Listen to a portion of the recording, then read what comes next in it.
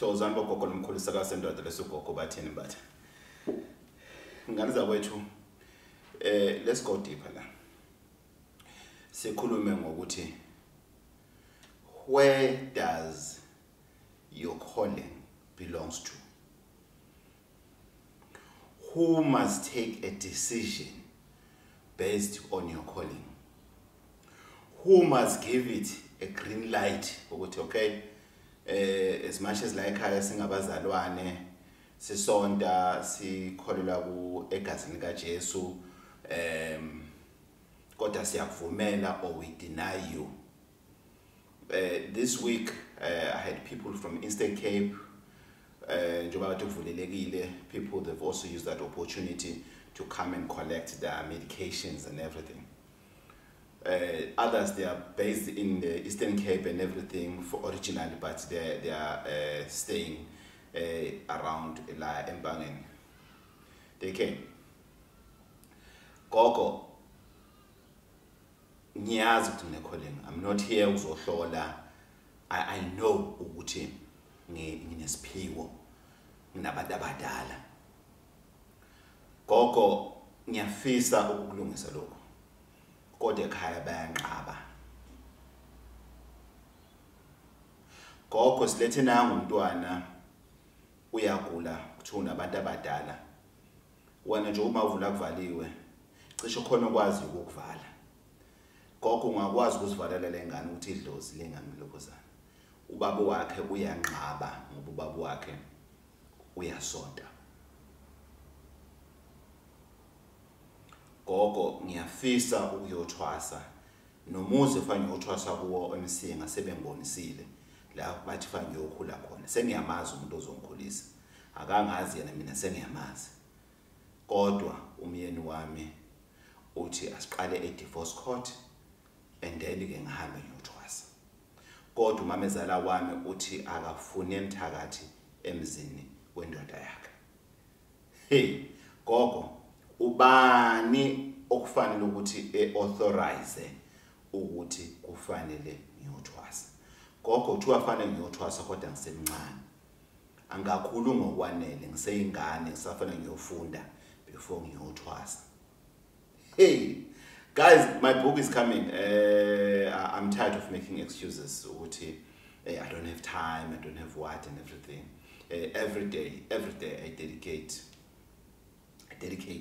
3 hours or more in writing. So the book is coming very soon, and that is going to talk about my journey and the decisions that I had to take. I had to take on my own, and there were a lot of things that were at stake. But my book is going to explain my journey or what happened. To answer the questions, or the question yaba bukeli be Gogo Bathini Mbatha TV on YouTube, it's simple. Nobody and no one has a right to stand between you and your ancestral calling. No one has a right to decide what is right for you when it comes to responding to your calling. Not even yourself is allowed to deny that. Ngoba abanye bayafika ukuthi gogo mina ngiyifuni lento le ayibiza ngento gogo kuthiwa ngiyenza mina ngiyifuni. Nobody is allowed, including yourself, to decide, and nobody can, by the way, decide for you are you going with this calling or not? Are you doing this or not? Abantu abadala masebakunikile lesi siphiwo lesi, it's not about answering the question, it's about doing it. They don't care because they know what you are capable. They don't care because out of everybody in your generation, esigabeni sakho, within you, your siblings, your cousin, your generation, your same age group, out of everybody, kunina bachuze wena noma nina noma wena nomfowenu noma wena nodadweni noma wena newele lakho noma wena noma wakho noma wena nosibani kodwa wena bakuchuzile, they've identified, they set down idlozi alimane livuke kuseni decide ukuthi ubani uziphatha isikhwama sethu, ubani uzigcinela umsebenzi la emhlabeni. They check the best. Ungambona umuntu afaka amabhayi afaka iziphandla anuka impepho bese uthi wena isiphuphuka akazi lutho. Ukhethiwe lo muntu loyo, mhloniphe ngendlela eyisimanga ngoba ukhethiwe. Celwa abakubo ukuthi awusiphathele nawo umsebenzi akuwona wakhe. Ungamuza umuntu athi mina ngikweletisi mawuze kwami ngoza no cash ukusizwe sikhala senzani sithi abantu abadala bayifuna iphelele wona isho sifuna imali yakho sifuna ukuyigqumuzela imali yakho. No, it's not about that. It's about idlozi, it's about laba basiphethe, abanikazi bethu, abanikazi bomsebenzi ibona abathatha isinqumo ngempilo zethu when it comes to calling. That's why idlozi liyeka untana se uye esikoleni wenzeni in bese uthi leli dlozi liyangidakela la ngilinda ngaze ngaba nama degrees amangaka sengibiza nawo dokotela in lona iqhamuka manje na lifuna ukuphakama lokho ngenze njani ngesikolo sami. Isikolo sakho esakho phela, you had it. That was your decision. It's what you wanted to do. You sat down with yourself, maybe with your parents, they've decided to mntanami ngakufanele ukuba yini, and you did lokho kwasemhlabeni lokho. Kodwa owethongo, no one has a right to tell you ukuthi you are not supposed to go to your choice. And akekho umuntu ongenwe yidlozi likama wakhe noma likababu wakhe noma likabani. Umsebenzi okhona emndenini ophathiswa wona. I'll do another video specifically for that. But this one, we're talking about the decision. No one has a right to take a decision on your behalf. No one.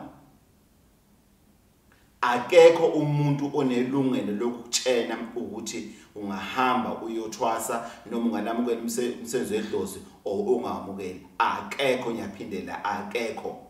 Lo muntu loyo usuke engathandi, lo muntu lo usuke ekuzonda, lo muntu loyo usuke engenandaba nawe.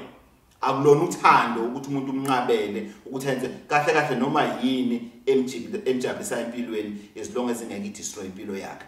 We're not talking about ukuthi mina ekhaya ufuna uphuza utshwala ukuthi abangithandi. No, udakiwe already. I'm not talking about that. I'm talking about it's like your career.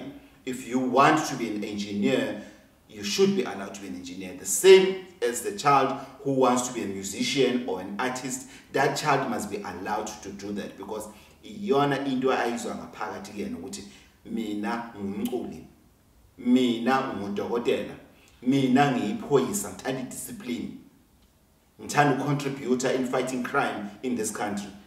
Lento yenzeka amakhelane yangiphazamisa ngathi asinqoba ukuthi ngizoba yisosha ngoba ngifuna ukuthi lento ingaphindi yenzeke. It's a decision that you're taking. Even there, no one is allowed to choose a career for you. But now we're talking about ancestral calling. Nobody, don't allow anybody or anything, not even yourself, to stop you from responding to your ancestral calling. If you don't,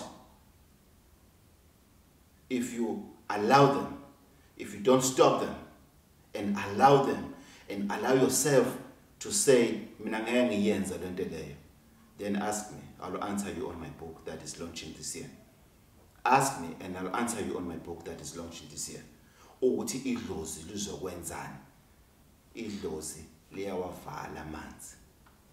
Idlozi liyawavala amanzi. Sarwa sendoda uGogo Bathini Mbatha, Mkhuphulangwenya Village amadoda.